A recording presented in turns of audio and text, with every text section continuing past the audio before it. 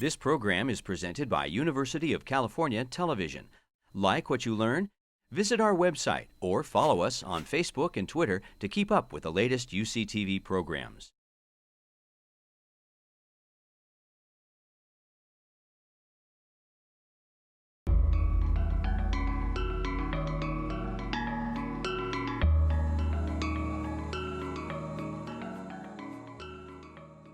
I'm delighted that we have such a big audience for this event. It should be a really interesting conversation.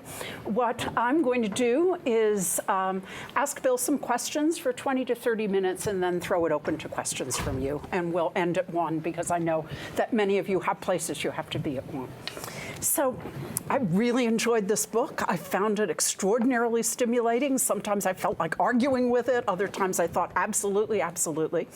Your book has 2 subtitles, The Miseducation of the American Elite and The Way to a Meaningful Life. And it seems to me it has 2 arguments. And I wonder, for those in the room that haven't read the book, if you could characterize those 2 arguments.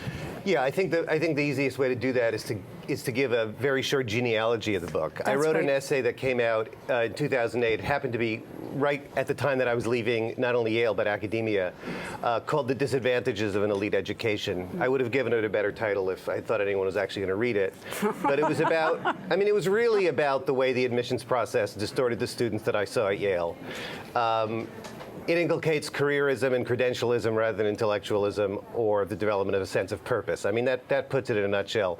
I wasn't the first to mount critiques of the meritocracy. Nicholas Lehman in The Big Test, his history of the SAT, talks about the risk aversion and empty ambition that the system produces, and others have echoed that critique. And I didn't think anyone would see it, really. It ended up coming out of the American Scholar, which is a publication I've been writing for and love for a long time, but not a lot of people read it. And I figured it was going to sink without a trace. And what happened instead is that, like, literally the 4th day it posted online, it started to circulate among elite college students and recent graduates. And I started to get hundreds of emails, and ultimately the piece was read well over 1 million times. But it wasn't even like 1 million in a month. It was 1 million over year after year after year after year. Like, even when the book came out 6 years later, it was still being read 10,000 times a month. And it was being read by that community. It was circulating in that demographic, because apparently I had given voice to the dissatisfactions of those students. And the emails all said, thanks for giving voice to my dissatisfactions. Thanks for talking about in public what I only think about. And I thought I was the only person. So then the other thing that happened, like the next day, was that I started to be invited to campuses. The first talk was at Harvard in that fall, and then the next day I drove to Cornell and I gave another talk. And it was an ongoing dialogue. And so the original essay was really critique, and it wasn't directed at students. It was sour and angry, as I often am. And so I would say 2 things. It still resonated with them despite the barrier that represented. And then the other thing is that at those events and in the emails, the things that students always asked me was, what should I do about this? What should we do? But also, like, what should I do? I know I'm trapped in the system. What do I do about it? So that ended up being the other half of the book and the second half of the subtitle. It's actually the middle half of the book. It's parts 2 and 3. So The Miseducation of the American Elite is the critique, and The Way to a Meaningful Life. I know it sounds kind of self-helpy, but listen, authors never write their titles. But also, you know, I kind of embrace, I mean, I sort of embrace self-help in the sense that, like, no one else is giving them help. So they need to help themselves, and I'm trying to help them help themselves. It's a book that has a divided argument. It also has a divided audience. Yeah. And I'm conscious of that. I knew, in a sense, it's a flaw in the book. I often address students, and I address them in the second person. Second person singular, if there were a second person singular. Like, I'm talking to you as an individual, because whatever the grown-ups do, you need to save yourself from the system. And then I'm also addressing the grown-ups, which means sometimes it's parents, sometimes it's people at universities, because we should try to change the system. So it's not so hard for students to get a meaningful education and find a sense of purpose in life. So, as I was reading the first of your books, the critique of Ivy League education, I kept thinking, the students that I taught at Berkeley when I was on the faculty here, the students that I taught at Smith and got to know in many different contexts at Smith weren't like that. I kept not recognizing their faces in the mirror that you were holding up to them.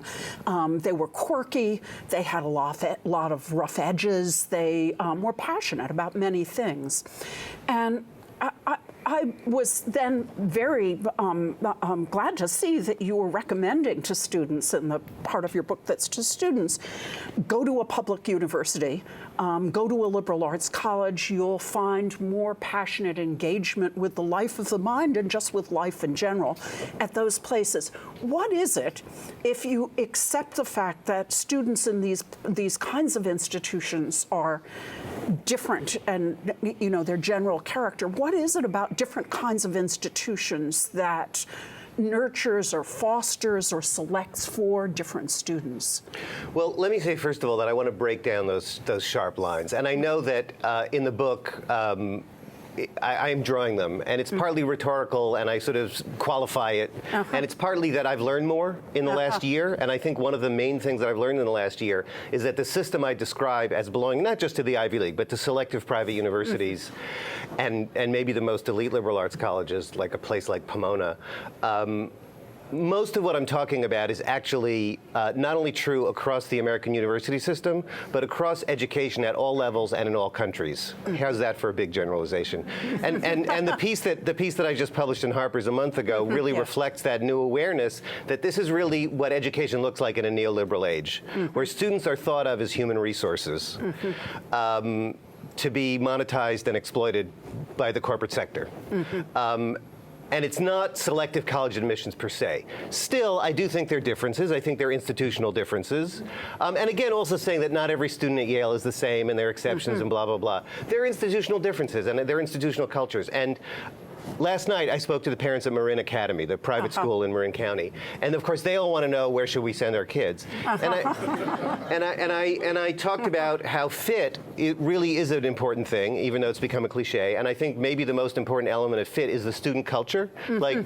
Don't go to a school that has an intensely pre-professional student culture. Liberal arts colleges tend to have a little bit more, and again, it depends on the school. I would never send anyone to Claremont McKenna. It's the worst place in the entire country. But do we have any Claremont McKenna alums in this room? But you know, on the other hand, there's a place like Reed College, which I think has a real commitment to intellectualism. Student culture, and of course, there's the whole issue of the culture of the faculty, right? I mean, liberal arts colleges do incentivize teaching a little bit better. When I recommended public universities, it was actually at a very specific juncture in the argument where I talk about socioeconomic diversity. Right. I think public universities, and undoubtedly Berkeley, I mean, in some ways it's the least typical of all public universities, but I mean, we know that they tend to be very large institutions with large separations between faculties and students and a culture that's very much a research university culture, which means, I mean, Clark Kerr said this a long time ago, and I quote him in the book. Concern for research is inversely proportional concern for teaching quality. Not even concern for teaching, it's to teaching quality. And we all know that. And we also know that in some ways it's a structural contradiction that we've never come to terms with. But on the other hand, a place like Berkeley or all the UCs, a third of the upper division are community college transfers. So you get a very different student mix as a consequence of that. And so I'm not at all disputing what you're saying about teaching and the fact that universities like this one reward research more than teaching. But the student mix is really different than the student mix in the Ivy League, which I think makes a difference. Right, and I think one of the most pernicious things, and the last section, as you know, is sort of a societal critique on how we've produced an elite in the image of these excellent sheep, and one characteristic of them is that they're totally cut off from the people who they've been given responsibility for, right? They're making the decisions for people that they've had almost no contact with throughout their entire lives if they went to elite private universities. And certainly I think that that's different at public universities. So say somebody waved a magic wand and made you president of Yale tomorrow. What would you do or say put you on the Yale board? What would you recommend to change this? Are there changes that could happen short of some sweeping societal change that would make things better? Well, you see, that's the thing. I mean, I think I started this journey wanting, so to speak, to be president of Yale. I mean, not really, but I realized, like, that's actually I mean, what I really want to be is like the czar of American education. And what I would do, and this is my big, this is my big wouldn't we all? This is my big recommendation. And since the book came out, I take every opportunity I can to say this. We need to go back to what Berkeley was before it's charged tuition, right? We need high quality, free, widely accessible public higher education. And that means that the top 10%, not the top 1%, but the top 10%, which may include a lot of the people in this room, need to pay more in taxes. That to me is the only systemic answer. Yeah, there are probably things that places like Yale can do. I mean, we know that over the last 20 years, largely in response to congressional pressure, the elite privates have made noises about opening up access. And there was an article that came out in the Times, I think it may have already been last year or maybe early this year, that said that after 20 years of trying, there's been no progress. Overall. There has been progress at some institutions, and I think Amherst is exemplary, and they've really made an effort, and they've really put resources into it, and they're now like at the top of the table among private universities. So whatever they're doing, I would do. If I were president of Yale. It's really interesting what they did, which is interesting in and of itself, is that they, it was when Tony Marks was president, and he knew he couldn't displace his traditional student constituency, so he made Amherst bigger and says all these slots are for Pell Grant kids. And well, there you go. Amherst was rich and could do it, and they had a passionate president who really cared about this and put his presidency on the line to do this. And so I suppose you could do the same thing. I mean, when the obvious admitted women, and I realize women aren't the same as socioeconomic diversity, but when they did it, that was essentially what they did. They got bigger, so they didn't have to displace the men. I think that we need more leaders in American higher education like Tony Marks who are willing to actually, I mean, I see some of the people who've been president of Yale and other of those institutions, and they're just, there's no, I think you can tell. There's no will or even desire to shake anything up, and they're sort of stewards of an increasingly global corporation. So would we? But let me just say again that ultimately I don't think even the Amherst, let alone the Yales, are the answer, because their business model will always depend on having a lot of rich kids and producing a lot of rich alumni. So I think I can anticipate your answer to this question, but would Yale and Harvard and Dartmouth and Penn be better off if they established a kind of minimum cutoff for students who can do the work and just threw all the applications down the stairs and picked the class randomly? Do you think that would result in a change in this culture? No, I don't think it's a bad idea, but you would still have to clear the bar. And clearing the bar, makes kids, I mean, the level of psychological distress that's well documented, statistically documented, and written about by adolescent psychologists that this system produces is something we've never seen before. That wouldn't change, and the socioeconomic skew wouldn't change, because it takes a lot of money to produce a kid who can clear the bar. That's the problem. So I'm going to switch topics and talk about employment for a bit. And the person who was, last week, the center hosted Jamie Merisotis, the head of the Lumina Foundation, who is just to talk about his book that he's just published called America Needs Talent. And it was fascinating to be reading your books at the same time, because they're both equally passionate. They're both offering a diagnosis of what's wrong with American higher education, but very, very different diagnoses. So Jamie feels that higher education has become unaccountable for its actual purpose. How much students learn, what students learn, and their preparation for their career, whatever that career is that they choose. So in higher education, as he would like to see it, this is a quote from his book, every student will know where he or she is going, how much it will cost to get there, how much time it will take, and what to expect at the journey's end, both in terms of learning outcomes and career prospects. So admittedly, you're talking about admittedly you're talking about different sectors of higher education. Jamie is very focused on community colleges, but what would you say in response to what Jamie says about what he wants for every student? This is one of the most powerful foundations in the higher education space, as you know. I don't know the book, so I only know what you just read. Yeah. And so I may be wrong in saying that I agree with half of what he says. I think higher education has become really unaccountable. And I think that the tenured professoriate mainly is checked out. They have no incentive to tune into anything that's going on. I think that the university system got fat and lazy and complacent during the boom years and has had 40 years to adjust, and in many ways hasn't. And sometimes I hear things that tenured people say, or that people tell me they say, and I think, it's France and it's 1788, and they're going to wake up one day and blood's going to be running in the streets, and they're going to wonder what happened.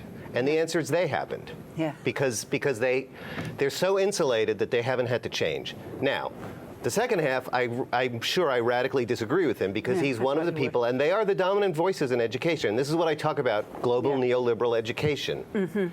That the purpose of education is, as Scott Walker said, to meet the state's workforce needs, right? That's how he wanted to rewrite the charter of the University of Wisconsin, meet the state's workforce needs. I was on a panel on Japanese television. Japan wants to do away with the liberal arts, like literally do away with the liberal arts. How are we going to meet global workforce, global human resources? And I finally said, students are not human resources to be exploited like oil or gas, to be monetized. They're human beings, and that's how we need to think of them. I think that students do need to know how much it's going to cost, and I do think that universities need to help in many ways. Community colleges maybe need to help bridge the gap between education and employment, but not in the way that he thinks. And the notion that you need to have a set endpoint is antithetical to everything I believe about education and about college in particular. A friend of mine who's a designer and writes about art, she distinguishes between design thinking, where you're trying to get from A to B, and art thinking, which is an open-ended process, and you discover the endpoint. And it's pretty clear to me that that's what education should be. Yeah, it's really striking. I completely agree with you, but it's fascinating to me that we have, in very close juxtaposition, these two very different ideas about American higher education. One very workforce directed, although Jamie would say what he cares about are the students, and the students being able to be assured of a good economic future. And it's striking that both of your books were written in the aftermath of the recession. How do you think about college in relationship to career preparation? Yeah, I mean, listen, I want to say, I think those concerns are perfectly legitimate, and students, we are right to be concerned. I mean, students need to go and make a living, and what can we do about that? We can make sure that they get through college with a lot less debt or no debt, or not having to pay anything to begin with. I think a lot of the other problems, though, are problems with the way the economy is structured now. I mean, it's a winner-take-all economy. There's been no economic progress, and most of the economic spectrum for many. I don't know what a college can do about that. It's because I believe so much in the value of a liberal arts education, and actually I believe in it as a right of citizenship, that the students who are going to community colleges, let alone Berkeley or Yale, deserve to have provided for them if they want to do it and do the work, if they want it and want to do the work. But because I believe in it so much, I think colleges actually need to make an effort to help connect that kind of education to career. Not by distorting the education, which tends to be what happens, but by helping students, and especially students who aren't in STEM fields, imagine futures for themselves, connect themselves to the job market in an active way. And I think there are different ways that colleges can do that. And I don't know of any college that's doing it particularly well. Yeah, I agree. You talk about students in your book feeling anxious, timid, and lost, as if that's a bad thing. And I think being anxious, timid, and lost is part of growing up. And I wonder, how do you connect? I mean, you're very powerful diagnosis of a lot of what's wrong in our socialization of young people towards success today, with just what is the mess and muddle of growing up, where most individuals do feel anxious, timid, and lost if they're really thinking about the issues in their lives. I understand what you're saying, but I actually disagree. I think there's a normal kind of disorientation, that it's an important developmental stage of young adulthood. And I think the anxious, timid, and lost thing is precisely because they're not being given the opportunity or the tools to go through that kind of wander years, right, that I remember going through. Because they've been inculcated with an intense risk of failure, and with a sense that life is a straight path and you just jump through the hoops that the grown-ups hold up for you. Yeah. So typically what happens when they get to the end of college is they either look for more hoops, which is a lot of what going to Wall Street is about, or law school or medical school, or they're really lost but without the kinds of tools to go through those first few years after college and, you know, be depressed and be confused, and that's sort of normal, but they actually don't have that. And that's why we see these mental health statistics really changing. I mean, if we didn't have that to rely on, we could say this is just normal. But I don't think, and the psychologists who write about this, Madeline Levine and other people, this is something different, and it's not the healthy thing. I was really interested in your arguments about risk in the book, and I'm fascinated by the question of how you build risk into a college education. So there was an alumna at Smith who felt very strongly about risk and actually gave Smith an endowment to bring somebody to the college who would talk about risk. And she said, I don't mean business risk. I mean risk in your personal life.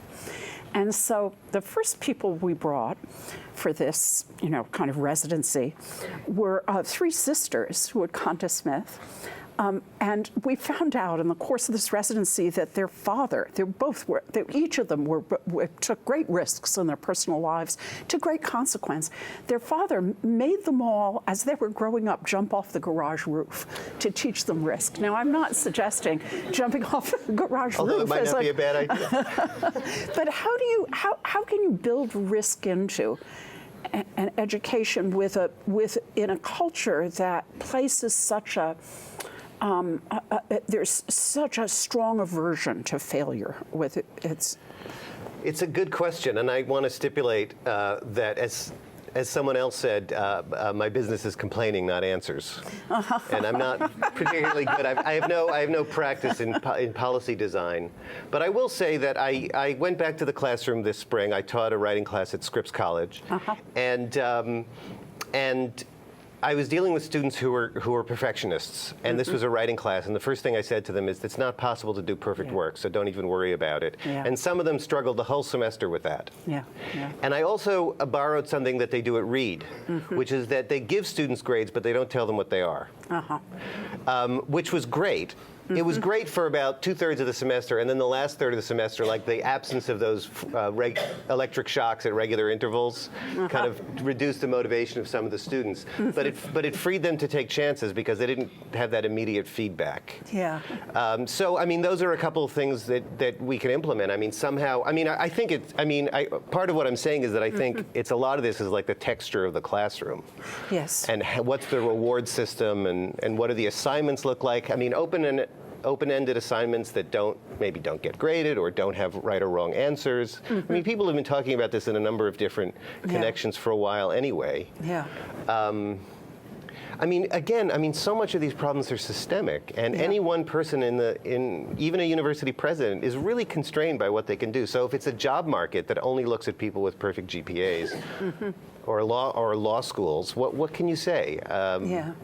Yeah, that's really interesting. The conversations that I've had in the course of my career with people who hire say they're not interested in GPAs.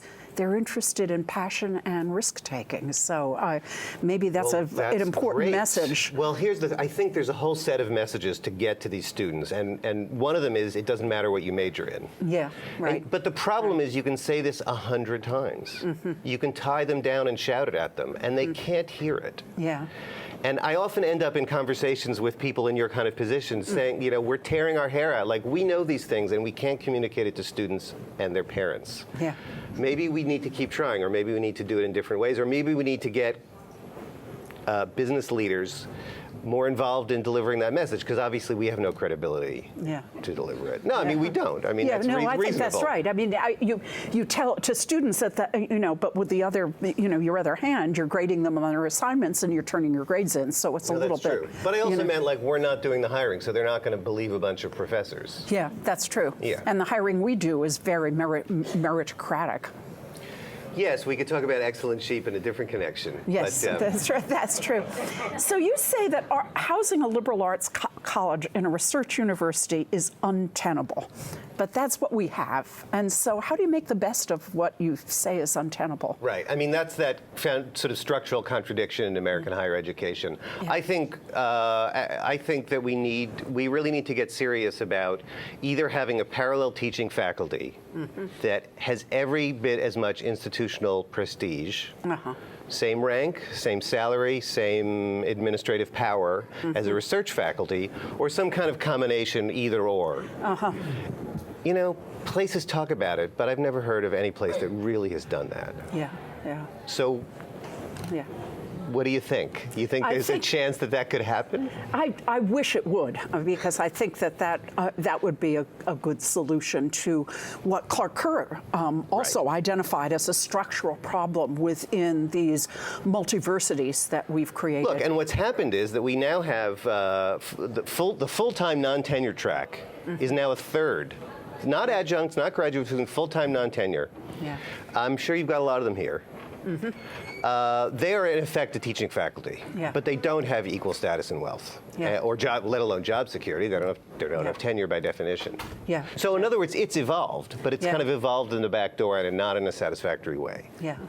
So there was, I don't know, some of you may have seen this too, there was a column that appeared in yesterday's New York Times by David Brooks called The Big University, and he has a bunch of recommendations, most of which I think you would be sympathetic to. In fact, I wondered whether he had read your book and that it was using that as material for his column.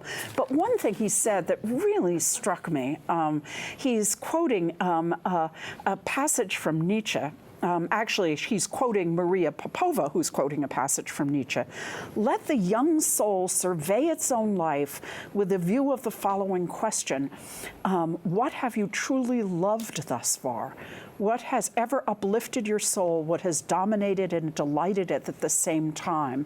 And he talks about college as about falling in love. And I wonder if you could just talk about that a little bit, whether you think that that's a good way of describing college. It is, but I'm also wary of it. And my biggest chapter is about how you sort of find that thing. And I'm careful and self-conscious about what we call that thing. Passion is a complete cliche now. I think purpose is a better word. You can that cliche of just do what you love. First of all, we shouldn't get focused on any single word, and it can misguide students. I don't know how to find my passion. I don't just have one passion. I feel terrible, even more stressed because I have to find my passion. I have to find it by the time I get out of college. But also, this gets back to the realities of the job market, and I think we need to be clear. There's a really good book that just came out that I think is called "Do What You Love and Other Lies About the Modern Economy." You can't just do what you love. You have to make a compromise. But I do think you need to start from whatever we want to call that, and try to bring the reality, your economic reality, as close to that as possible. And also, we shouldn't talk as if college is the end point, the beginning and the end of the process. It's the beginning of the process. I mean, I think typically, you kind of spend your 20s figuring it out. But I mean, as long as we stay in that ballpark without holding on to those particular words. But then how do we do that? I mean, listen, are professors trained to help students do this?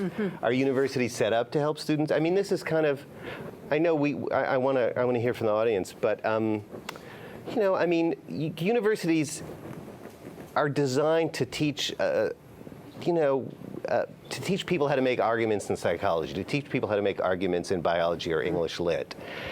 But there are all these developmental goals, and then there are also all these economic goals that somehow need to get shoehorned into what's actually a very specific kind of process. And I think that's one of the reasons for the growth of administration. I mean, there are all kinds of bad reasons, but like we're trying to retrofit all these other things into an institution that's designed to, people who are experts in psychology teaching students how to think like a psychologist. Yeah, but you say in your book, I mean, in a wonderful chapter, the one about spirit guides, that the way in which faculty teach this is by themselves embodying it and showing students their passions. And that certainly was true of me. It was seeing this teacher that I had as a freshman in college being passionate about Victorian literature as if it was something that changed your soul, and that's what made me a Victorianist. But what you say reminds me, I had when I was president of Smith, a student who was a senior came to me in my office, and she was so worried, and she said, everybody says find your passion, but I don't have a passion. And it was like she flunked passion. I mean, it was really... My final question, then I'll throw it open to the audience, is about elitism. So the colleges that are subject of your book educate a tiny proportion of American students, and 50% of our students are in community colleges, and I wonder whether, this is a quite challenging question, whether your book makes those many people in higher education now are saying we focus too much on elite institutions in the conversation about higher education, and focusing our research, focusing our discourse, focusing our writing on elite institutions makes students, the majority of students in other kinds of institutions, less visible. And so one of the things that I kept wondering as I was reading your book is whether your book, even in its making the critique of elitism, is helping support elitism in saying these are the institutions that count.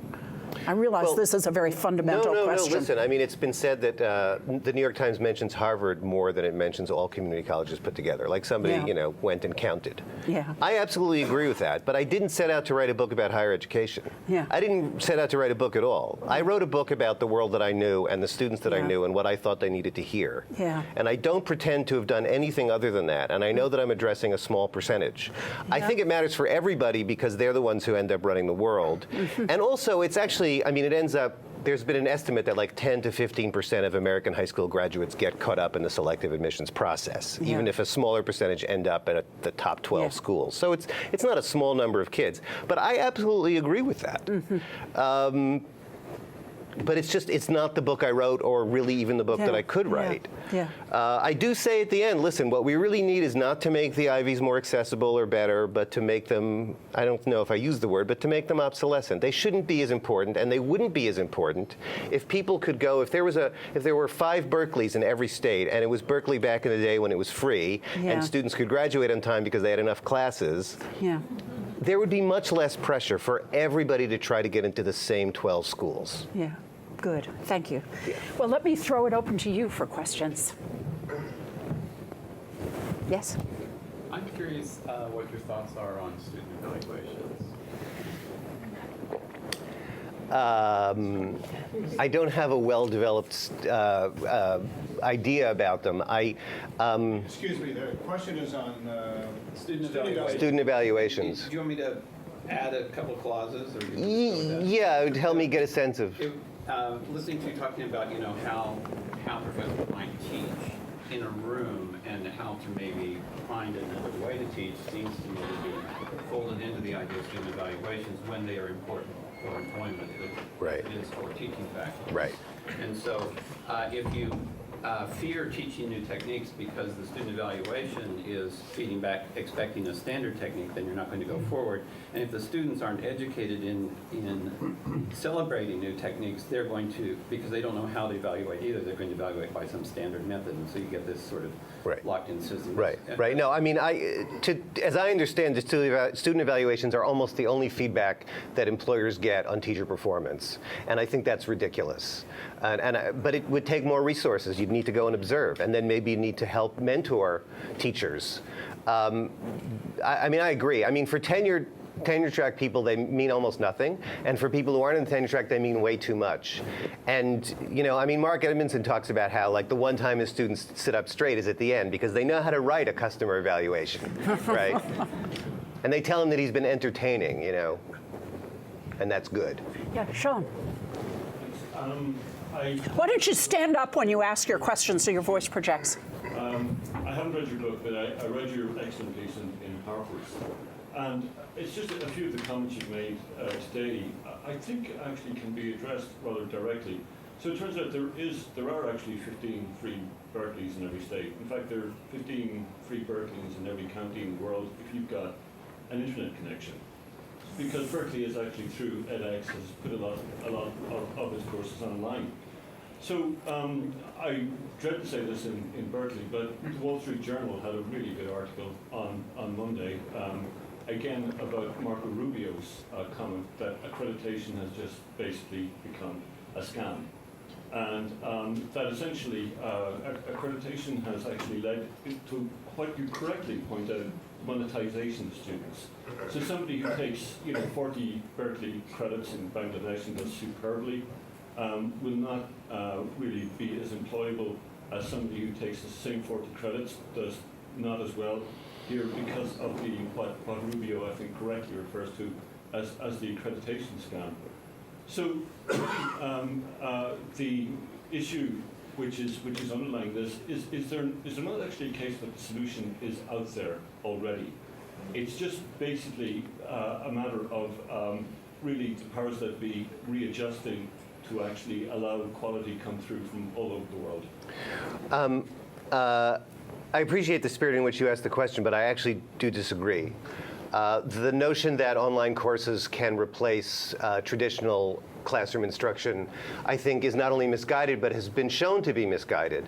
Very few people finish those courses, and most of the ones who finish them already have college degrees. Because you need to teach yourself. I mean, you need to learn how to teach yourself, and that's ultimately what college is doing. And then once you've done that, you can take online courses. That's why I don't think, and I don't know of anyone who's actually claimed, certainly anyone who actually is involved in the courses, not politicians, who's actually even claimed that they do anywhere near as good as classroom instruction. It's just that in so many places like San Jose State, where they tried it first and it was a miserable failure, things are in such dire straits that it's sort of better than nothing, which is what a lot of students are getting now. The only online courses that have been successful are ones where what they call the mixed model, where you have actual professors or teachers in the classroom helping, but those aren't cheaper because you still need people there.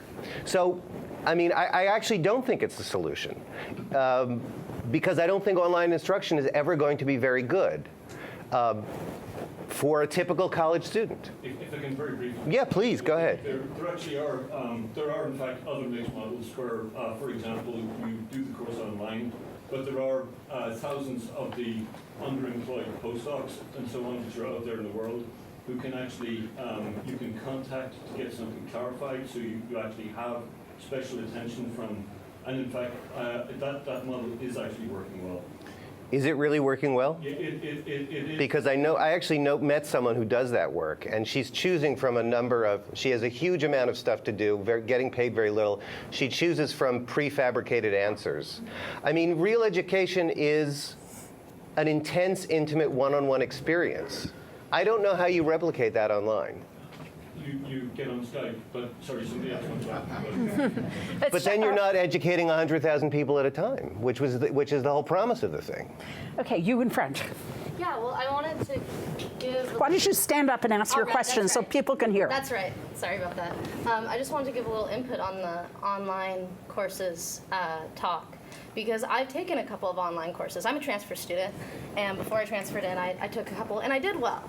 But that being said, I definitely, far and away, prefer classroom instruction. And it's because even though I was getting an A in those online courses, I didn't feel like I was learning nearly as much or getting the same personal experience that you're talking about. I think that the personal relationship that you make with the professor and that you make with your colleagues cannot be replicated in an online format, even when the teacher is very good and tries their best to replicate it. So I just wanted to throw that out there. And I also just wanted to ask a question. I'm an English and philosophy double major, and so I get quite a bit of flack from people about the practicality of that and the employability of that. And when you said your major doesn't matter and you want to shout that at people. Could I get a little bit more explanation? Because everybody's making me feel like my major really matters and that it's not usually good enough. So, yeah. I have about 5 pages on that in the book, and I actually, it's actually the one part of the book that's like really redundant and repetitive because I want to hammer it home. It's the beginning of chapter 8. Wall Street Journal survey of over 300 employers, your college major is a minor issue. That's what the head, and because employers are looking for skills, and they're looking for a lot of the skills they're looking for are the kinds of skills that liberal arts majors, as opposed to technical majors, instill. I mean, we could talk about this more, privately, but communication skills, problem-solving skills, working in teams. Everybody knows that technical majors make more straight out of college. Very few people know that that gap almost entirely disappears within 10 years. Yeah, exactly. This is the kind of thing you can try to tell. There was a great piece a few years ago, not too many years ago, there was a great piece, I think, in the New Republic, where they talked about, liberal arts majors. They quoted other articles about how liberal arts major X is working as a barista, And then they revealed that actually the article is 40 years old, because this is a periodic sort of, it's like a recurrent disease in American journalism that they rediscover the story. And at the end of the article, the guy had tracked down the people mentioned in the article in Newsweek in the 70s, and they all had great careers in various different things, because it equips you for a career and not just for your first job. Okay, the man in the green sweater. Hey, my name's Keith. I am currently one of the faculty you were talking about, so a non-tenured Oh, yeah. in the chemistry department. I went to Pomona College for undergrad and then I came here for graduate school, so most of your book I was like, oh, I want to fight you and then I want to praise you at the same time. Okay. And I was like, talk about my people. Those are my people. Right. But mostly, as a chemistry teacher, you had a chapter about humanities, and saying that the humanities are a great way to learn critical thinking about yourself and about everything else. And I was just wondering, don't the sciences also teach critical thinking? And why it sort of felt, I just want to get your take on if you think the sciences are doing the right amount of critical thinking, or if at the elite schools they're teaching it differently, or if we need to somehow combine. No, let me be very clear about this. And I want to also say that I was a science major. My dad was an engineering professor. I talk about the liberal arts, and I tell people the liberal arts means sciences and social sciences and humanities, and they're those fields where you learn critical thinking. And then I talk about why liberal arts majors are employable. And then I pivot and I say, but when it comes to the introspective aspect of a college education, that's where the humanities, I do believe, and I'm not the only one, play a unique role. I'm thinking of Harry Lewis, the computer science professor who's dean of Harvard College, and he says we need to acknowledge that some subjects are more central to a college education than others, and he's talking about the humanities. So that's what I mean. It's not about critical thinking. It's about critical thinking about yourself. Yes, in the white sweater. You. Oh. Yeah. Stand up. Well, first I wanted to say I saw something on the internet not too long ago that listed various famous people and what their college major was, and it was, it was probably the best way to make the point that it really doesn't matter. Jerry Brown's major was classics right here at Berkeley. But I was wondering if your book addresses the kind of student who, by the time she's 16 or even younger, knows exactly what she wants to do with her life, knows she wants to be a doctor or a lawyer or an English professor. Right. Would you steer somebody like that away from, intensively going through the hoops that are required for that career? Right, that's a good question. What I would say was, and I think this kind of one-on-one mentorship is exactly the kind of thing that professors should be providing for students. Where is that desire coming from? Is it a genuine desire, or is it somehow something that she got from her parents? I would encourage her to be to be open at least when she first gets to college to other possibilities. But if it seems like a genuine thing, I would say, take advantage of the fact that you can have a broad curriculum here. But, I'm not against it per se. I'm against the way I see so many students arriving at that kind of decision. Yes. I think a lot what you speak to is in the elite education is this privileged bubble of white upper class, of like elites talking about this whole discourse in academics. And I'm wondering if there are places where I should be looking outside of that bubble, so I'm not like readings and writings about this sort of topic. So I'm not just reading the same articles by White guys like me? rich white guys. Like I think it's really important, like people of color, marginalized communities, women as well. Like where should I be looking as opposed to like this whole, what I said here. I'm a white guy, so I'm really not sure. And believe me, I understand that I wrote a book about white people, or white people and Asian people, upper middle class. Again, I mean, that's the book that I had to write. And I think it's, I mean, I don't know. I wish I could tell you, but I don't know. I also suspect that that discourse that you're looking for is probably about other things. I quote a lot of conservatives in the book, which kind of drives me crazy, like David Brooks, and I know, I hated that. But I didn't know of anyone, or very few people, never mind not white, not conservative, because it seems it's only like traditional conservatives, not even neoconservatives, who care about this, who like talk about liberal education anymore. It's become a dirty word for a lot of people. So, you quote N+1. Yeah. In like an interview I was reading about you, and I think it's like N+1 is awesome, but at the same time, it's again like white guys. One small class, and Right. I'm wondering if there are other magazines or literary journals and things that I can be looking at, or undergrads or. I know the New Criterion. No, I always say that wrong. The New Inquiry makes a point of being very diverse in its authorship. I don't know how much they've written about higher education. I was going to say something else and I forgot. John. Right. One thing that you didn't talk about, and maybe it's not in your book, is democracy. The only time that I've experienced, I've been in this game for 50 years, the only time that I saw real movement was in the 1960s and 1970s. And the reason was not that professors had anything new to say. It was because new actors and agents were on the scene. So what would happen if first we democratize the faculty, we allow a full voting membership for every single person who teaches on this campus, and secondly, we bring back a student input that is not a sham, but is real, and thereby empower students, get them out of this timidity mode to speak up and speak out and ask for what they need, because that's essentially the point of your book. What would happen? I don't know what would happen, but I think that's exactly what we need to do. You're right, I don't talk about it. I hadn't really developed my thoughts about it, but students have, now what I say to students is you need to organize, and I'm going to say it later today. You need to organize, one person is ignorable. You need as a group to tell the university, take advantage of the fact that schools now treat their students like customers and act like that, and then they will respond. I think those are both great suggestions. And the part about democratizing the faculty, I hadn't heard that one before. That's terrific. It's Put a free. scare into the tenure. It's free. Okay. Yes.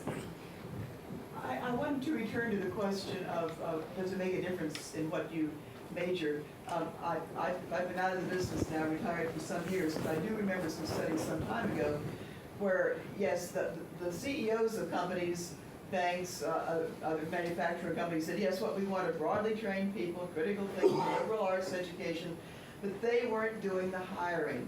And what they found out was that the people in the HR offices who were actually doing the hiring were the ones who were checking the boxes, major, grades, so on and so forth. So sure, after 10 years or so, once you get in, you can work your way around this. And so they may end up in a better position later on.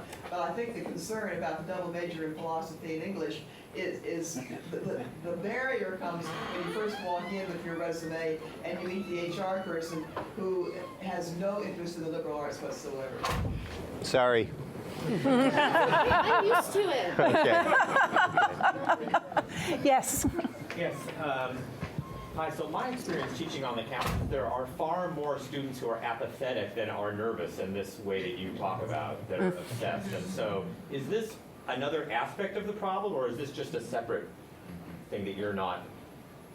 I mean, I can fail people and they never should, it's like no matter what you do, you can't get it's a minority, but it's more than the people that you described on this campus.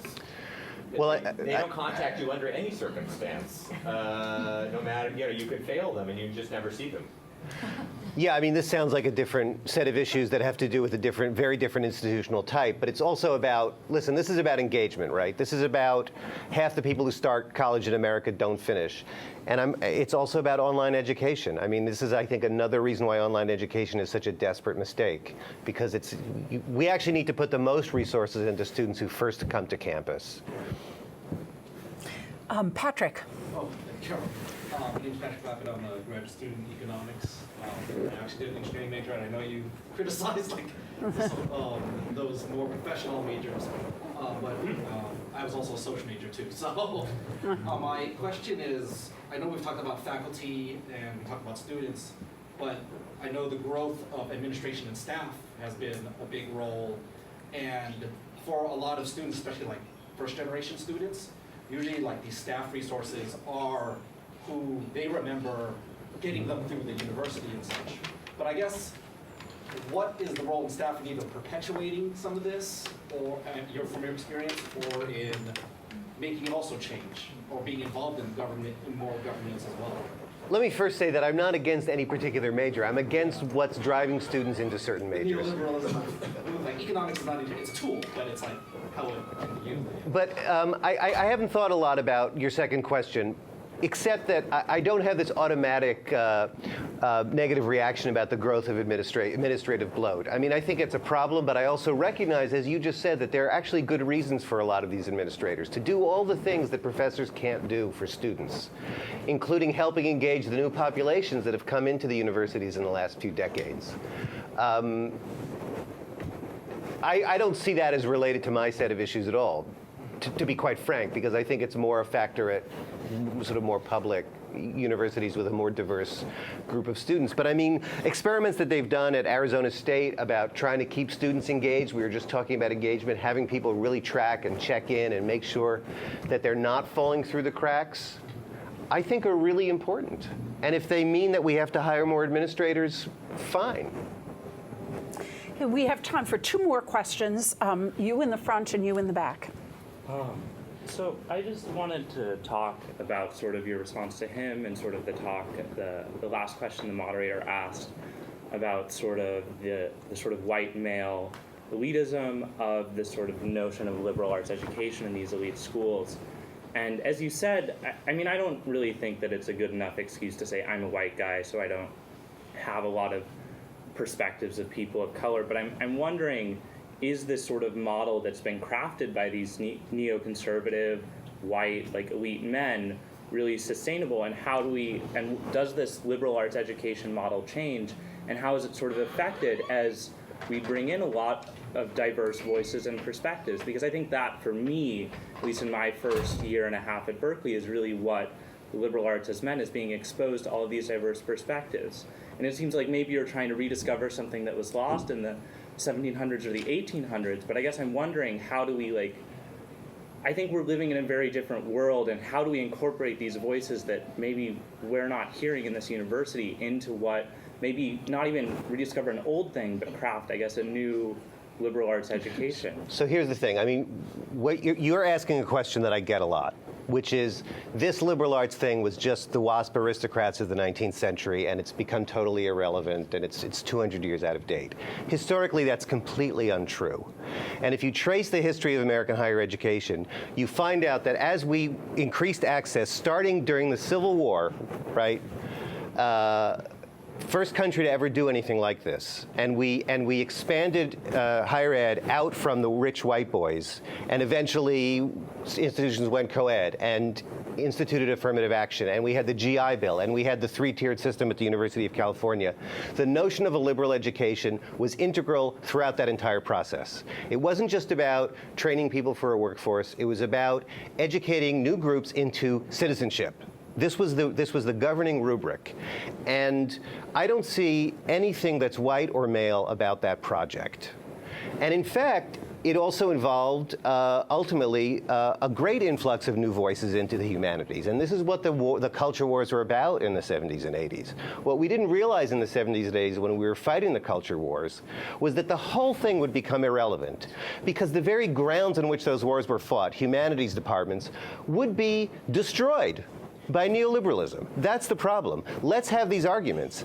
Absolutely. But my question is you answered his question. You said that you don't really know a lot of sort of people from these diverse backgrounds in higher education writing on this issue as much. And so I'm wondering, like, if they're writing about different issues, like, there's a reason that they're writing about other issues, and sort of how do we incorporate the real concerns they have about those things into our model of a liberal arts education. It's not about, like, I think that we should just, like, educate people for the workforce. It's that there are these other intense concerns out there that we're sort of coming to because we're the faculty, like, it's not sort of completely diverse yet, but we're diversifying, and I think that there are these real concerns that a lot of groups But have. here's the thing. I think this is what I'm trying to say. Just as the American democratic system, from the beginning, even though it excluded women and slaves, right, was a structure that could be and ultimately was expanded to include all adult citizens and their voices, liberal education is the same. It contains the potential and has proven that it has the potential, because it's not about one thing, it's about talking about these issues from whatever perspective you're coming from. And it proved itself open. I mean, not as open as it should be. The problem is that that whole idea now is being judged irrelevant and impractical. And universities and governors and countries want to do away with the very institutional structure that permits it to happen in the first place. No American studies departments anymore, no English departments anymore. You can study econ, you can study engineering. You want to have these kinds of conversations, go somewhere else. That's what I'm saying. Now, maybe I can see that that's not an adequate response to you, but that's my response. I guess it just feels like you have a bit of an obligation to sort of include these other concerns in your discussion. That's sort of Okay. I'm going to move on since our time is up to one last question. So my husband and I are here as parents of 8th graders. So we're starting, I mean, the fact that we're here worrying about it now when we've got 13-year-olds. Both of us are products of public universities. I went to Cal, and the University of Illinois. We would love our kids to be able to get into Berkeley or Illinois. They might be able to if they get a 4.2 GPA, they play a varsity sport, they did 40 hours of community service in addition to their school, right? So here we are as 13-year-olds, or they are as 13-year-olds. How are we even going to get the kind of education? Because quite frankly, with all due respect, I don't want them to go to Chico State. I want them to go, but they don't need to go to Harvard or Yale, but I want them to go to a well-rounded school, liberal arts or whatever, but how do we even get them there? And then you have to pay for it, too. No, I know. I mean, I wish I had a good answer for you. I don't have a good answer. I mean, this is the problem, right? This is the problem with the system.